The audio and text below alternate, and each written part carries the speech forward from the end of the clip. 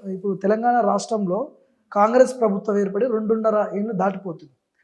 ఈ రాజ్యం అవలంబిస్తున్నటువంటి ప్రభుత్వ వ్యతిరేక విధానాలు, ప్రజా వ్యతిరేక విధానాలు ఇలాంటివి చూసినప్పుడు ఇంకేమైనా పాటలు రాయాలనిపించిందా మీకు? డెఫినెట్‌గా ప్రతి సందర్భానికి అనుగుణంగా ఆ సమస్య యొక్క పరిమాణాన్ని బట్టి ఖచ్చితంగా పాట రాస్తాం. ఎప్పుడైతే రేవంత్ రెడ్డి యొక్క పరిపాలనను చూసినామో, అంటే రేవంత్ రెడ్డి ఏదో ఉద్ధరిస్తాడు, ప్రజలు రేవంత్ రెడ్డి మీద ఉన్నటువంటి ప్రేమతోటి కాదు కానీ కేసీఆర్ మీద వచ్చినటువంటి వ్యతిరేకతతోటి రేవంత్ రెడ్డిని నిలబెట్టాడు. అక్కడి వరకు ఓకే. రేవంత్ రెడ్డిని సంవత్సర పరిపాలన చూసినాం. చూసిన తర్వాత అన్ని శుష్క వాగ్దానాలే అయిపోయినాయి. ఈ శుష్క వాగ్దానాలు చూసినాక కూడా మనం రేవంత్ రెడ్డిని అడగకపోతే ఎట్లా? మేము వచ్చినాక 100 రోజుల లోపలనే మేము ఇచ్చినటువంటి హామీలను నెరవేరుస్తామని చెప్పి ఊగదంపుడు ఉపన్యాసాలు ఇచ్చుకుంటా చాలా గట్టిగా నొక్కి వక్కానించి చెప్పిండు రేవంత్ రెడ్డి. అది జనం కూడా నమ్మిండ్రు. సరే ఏదో కాస్తో కూస్తో జర పాపం అనేటోడు కావచ్చు అని చెప్పని అనుకున్నారు. మాట్లాడే విధానం కావచ్చు, ప్రజలను అప్రోచ్ అయ్యే తీరు కావచ్చు, కొంతవరకు జనానికి నమ్మకం కలిగించింది. ఆ నమ్మకాన్ని కంప్లీట్గా రేవంత్ రెడ్డి దుర్వినియోగం చేసి, ఆయన వ్యక్తిగతంగా రియల్ ఎస్టేట్ వ్యాపారస్తుడు కాబట్టి ఆయన ప్రభుత్వాన్ని కూడా రియల్ ఎస్టేట్ దందలెక్కనే చేస్తున్నాడు, దందలెక్కనే చూస్తున్నాడు. కాబట్టి మేమేమన్నామంటే, సర్కారు వారి నోట ఉద్దెర పథకాల పాట, రియల్ ఎస్టేట్ రేసులోన ముఖ్యమంత్రి దుంకులాట, మంత్రుల పరివారమంత పదవులకై పీకులాట, ప్రతిపక్షం ఆస్తులకై సింపతీల పోరుబాట, వీళ్ళ కడుపు పంటలు వారసులై వస్తుంటే, మన కన్నా బిడ్డలు వల బానిసలైపోతుంటే, రగలవే తెలంగాణమా, అడగవే పోరు కెరటమా, 60 ఏండ్ల ఆకలి పోరాటమే వ్యర్థమా, తగలబడిన వీరుల త్యాగాలన్నీ దగ్ధమా, రగలవే తెలంగాణమా, అడగవే పోరు కెరటమా. ఈ పాట రాస్తుంది. సహజంగా ప్రభుత్వం ప్రజలకు ఇచ్చినటువంటి హామీలను నెరవేర్చకపోతే మీలాంటి వాళ్ళు ఇట్లాంటి పాటలు రాసినప్పుడు మీరు ఈ పాటలు పాడితే మీలాంటి వాళ్ళు అర్బన్ నక్సలైట్లనే ముద్ర వేస్తున్నారు మీ మీద.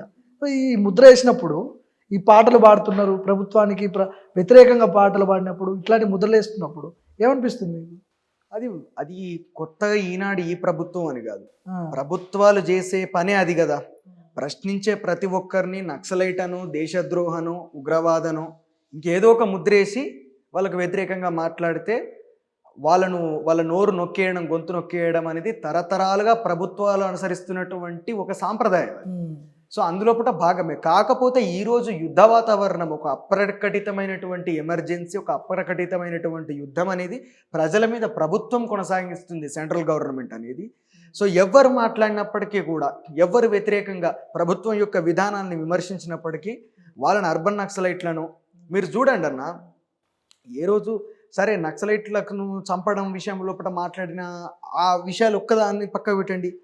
ఎవరైతే బీజేపీ ఆర్ఎస్ఎస్ విధానాలకు వ్యతిరేకంగా మాట్లాడతారో వాళ్ళని మాత్రం అర్బన్ నక్సలైట్లు అని చెప్పి పోర్ట్రేట్ చేయడం, వాళ్ళ మీద మొత్తం జనం లోపల వాళ్ళ గురించి నెగటివ్ అనేది స్ప్రెడ్ చేసి, రాంగ్ నెరేటివ్స్ బిల్డ్ చేసి అది ప్రజల లోపలికి తీసుకెళ్ళడం.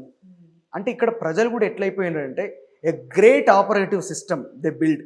చాలా గొప్ప ఆపరేటివ్ సిస్టమ్ అనేది 10 సంవత్సరాల లోపల వాళ్ళు బిల్డ్ చేశారు.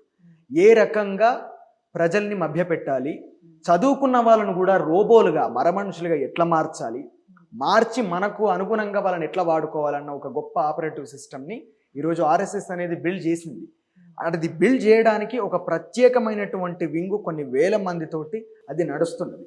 ఈరోజు మనకు ప్రపంచం అంతా కూడా అరచేతిలోకి, మొబైల్స్లోకి వచ్చిన తర్వాత ఎప్పుడైతే వాట్సాప్, ఫేస్బుక్ లాంటి మాధ్యమాలు వచ్చినాయో, ఈ మాధ్యమాల ద్వారా ప్రజల్ని మభ్యపెట్టేటటువంటి విషయాలు, ప్రజల్ని మాయ చేసేటటువంటి విషయాల్ని చాలా సమర్థవంతంగా స్పెక్యులేషన్స్ అన్నింటినీ కూడా ప్రచారం చేయడానికి ఆ యాప్స్ని ఒక సాధనంగా వాడుకొని వాటి ద్వారా అమాయకులైనటువంటి ప్రజల్ని, చదువుకున్న మూర్ఖుల్ని ఈజీగా మోసం చేసి వాళ్ళ ట్రాప్ లోపల పడే విధంగా చేయడానికి ఒక గొప్ప ఆపరేటివ్ సిస్టమ్ని వాళ్ళు బిల్డ్ చేసుకున్నారు. వాళ్ళు ఆ మాయలో పట్టబడి అది నిజమని నమ్మి, అది దానికి ఒక మనకు సైన్స్ లోపల ఉన్నటువంటి ఒక సూత్రం ఏంటిది, ఏదైనా సరే భౌతికంగా నిరూపణకు నిలిచి నిలబడి సత్యాన్ని మనం సాధించిన తర్వాత అంటే ప్రతి దానికి కూడా ఒక పరిశోధన జరగాలి. పరిశోధన నుండి ఆ థియరీ మనం రాయాలి. థియరీ నుండి వాస్తవం ఏంటిది అనేది మనం చూపెట్టాలి. అంటే మనం ఏ విషయం గురించి అయినా పరిశోధనాత్మకంగా మనం తెలుసుకోవాలి, దాన్ని ప్రూవ్ చేయాలి. సైన్స్ ఉపయోగించే పద్ధతి ఇది. కాకపోతే బీజేపీ ఆర్ఎస్ఎస్ ఏంటంటే ఒక అబద్ధాన్ని చాలా అందమైనటువంటి నెరేటివ్స్ తోటి తయారు చేసి ఇది నిజమే అని చెప్పి నమ్మిస్తారు. ఇది నమ్మించిన తర్వాత చదువుకున్న వాళ్ళు కూడా మాయ లోపల పడి నమ్ముతారు. అట్లా నమ్మినప్పుడు హిందువుల గురించే కదా మేము మాట్లాడేది. ఇప్పుడు మహబూబ్ నగర్ లోపల 1900 ఇండ్లు కోల్పోయి నిర్వాసితులు అయిపోయినారు కదా, వాళ్ళందరూ హిందువులే. అవును. ఈ రోజు మల్లన్న జాతర లోపల నాగర్ కర్నూలు లోపల బిడ్డను కోల్పోయినటువంటి ఆ కుటుంబం కూడా, తల్లిదండ్రులు కూడా వాళ్ళు మల్లన్న జాతర లోపల దేవుని దర్శించుకోవడానికి వెళ్ళినటువంటి హిందువులే. పాలమూరు రంగారెడ్డిలో ఏరియా లోపల 150 మంది ఆత్మహత్యలు చేసుకుంటే కేసీఆర్ వల్ల అక్కడ ఎత్తిపోతల పథకం కింద భూమిని ఎక్వైజ్ చేసుకుంటే వాళ్ళకు 1 ఎకరం 14 లక్షల రూపాయలు ఉంటే కేవలం 1-2 లక్షల రూపాయల నష్టపరిహారం మాత్రమే చెల్లించి వాళ్ళను మోసం చేస్తే ఆ వచ్చిన 2 లక్షలని కూడా బీఆర్ఎస్ బీజేపీలో ఉన్నటువంటి కొంతమంది నాయకులు మీ దగ్గర ఉంటే పైసలు మీరు ఖర్చు పెడతారు, మాకు ఈర్రి మేము వాటిని బ్యాంకులలో వేసి పెడతాము, వాళ్ళ ఒక ఫైనాన్స్ కంపెనీ స్టార్ట్ చేసి ఇంట్లో పెడతామని చెప్పి అట్లా డబ్బులు వాళ్ళ దగ్గర నుంచి తీసుకొని వాళ్ళని మోసం చేస్తే అక్కడ వాళ్ళు నష్టపోతే, అక్కడ 150 మంది ఆత్మహత్యలు చేసుకొని చచ్చిపోతే వాళ్ళ గురించి మాట్లాడినాం. వాళ్ళంతా హిందువులే. ప్రతిరోజు ఒక సమస్యని అడ్రస్ చేస్తున్న వాళ్ళంతా హిందువులే. ఇవన్నీ మాట్లాడుతున్నప్పుడు మేము అర్బన్ నక్సలైట్ ఎట్లయితామన్నా? ఓకే. ఇప్పుడు దామగుండం గురించి కూడా ఒక పాట రాసినట్టుంది, మీరు అప్పుడు ఉన్నట్టుంది, దాని గురించి కూడా ఒక పాట రాసిర్రు. తరతరాలుగా ఇట్లా మీలాంటి వాళ్ళు మీ సీనియర్లు పాటలు పాడుకుంటూ వస్తూనే ఉన్నారు, కానీ మార్పు ఎక్కడ కనపడట్లేదు. అందరూ ప్రభుత్వాన్ని ప్రశ్నిస్తున్నారు, పాటలు రాస్తున్నారు, పాడుతున్నారు, మార్పు మాత్రం కనిపించట్లేదు. పాటలు మాత్రం వస్తున్నాయి, చలనం లేదు కదా. ప్రజాస్వామ్య దేశం లోపట ఇదే 1000 కాళ్ళ జర్రీ. 1000 కాళ్ళు నడిస్తేనే ఈ జర్రీ ముంగటికి పోతుంది.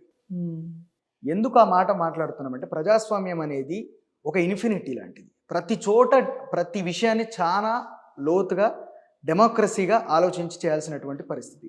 పాట ద్వారా ఒక చైతన్యం తీసుకొని రావడం అనేది సాధ్యమవుతుంది. మార్పు అనేది దాని తర్వాత సిస్టమ్ ఏదైతే ఉంటుందో దాని పని. పాట ద్వారా ఒక చైతన్య శక్తి పుట్టింది. ఈ చైతన్య శక్తిని భౌతిక శక్తిగా, ఒక రాజకీయ శక్తిగా మార్చేటటువంటి వ్యవస్థ అనేది ఉండాలి.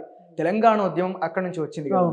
తెలంగాణ ఉద్యమాన్ని అనేక మంది వాళ్ళ భుజాల మీద మోసుకుంటూ వస్తున్నటువంటి క్రమం లోపట అనేక మంది మేధావులు ఏం చేసిరు, ఈ ఉద్యమం అనేది ప్రజలు చేయాలి, ప్రజల ద్వారా ఈ ఉద్యమం జరుగుతూనే అప్పుడు దీనికి ఫలితం అనేది వస్తుంది అని చెప్పి ఆలోచించినప్పుడు అప్పుడు మేధావుల నుండి అది విద్యార్థుల నుండి మెయిన్గా గద్దరన్న లాంటి వాళ్ళు తెలంగాణ ఉద్యమాన్ని భుజం మీద మోసినప్పుడు ఆ గద్దరన్న రాసినటువంటి అమ్మా తెలంగాణమా కలికే కలగాణమా అమ్మ నీకు వందనాలమ్ము కమ్మని ప్రేమ నీదమ్ము ఎట్టొల్లా మట్టి చిప్పవో గాయిదోల్లా గాండ్రగొడ్డలివి అమ్మా తెలంగాణమా ఆకలికే కలగాణమా అమ్మా తెలంగాణమా ఆకలికే కలగాణమా. ఇది రాసి పాడినాక 4 రోజులకే గద్దరన్న మీద దాడి జరిగింది. అవును. ఎందుకు జరిగింది? పాట ద్వారా ప్రజలు చైతన్యం అవుతారు అని, ప్రభుత్వాన్ని ప్రశ్నించడం, చైతన్యం అయినరు. పాట విని ఏడ్చినటువంటి పండితుల దగ్గర నుంచి పామరుని వరకు ఏడ్చిరు ఆ పాట.